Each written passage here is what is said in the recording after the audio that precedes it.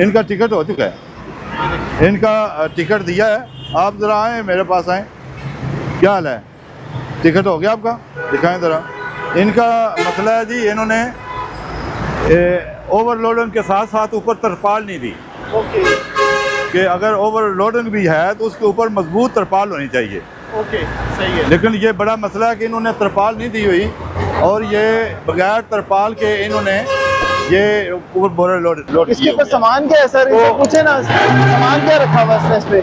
इसके ऊपर इसने सामान क्या रखा हुआ है? इस पे ये कचरा होता है, इनमें ये कचरा होता है, जो टूटी कुर्सियाँ, टेबल और ये होटलों से टूट जाते हैं। सॉलिड होता है। हाँ जी, वो लेते हैं और ये लोड करते हैं। इनका ये जो बॉर्डर बना हुआ है, इसके ऊपर नहीं जा सकते, ठीक है, बॉर्डर के ऊपर नहीं जा सकते, ठीक है। बॉर्डर तक। शहबाज साहब जिस तरह से बता रहे हैं कि इसके ऊपर तरपाल लगाने का मकसद ये होता है कि खुदा ना खास्ता कोई थैला गिर के किसी मोटरसाइकिल के ऊपर, किसी गाड़ी के ऊपर या सड़क के ऊपर भी गिर सकता है।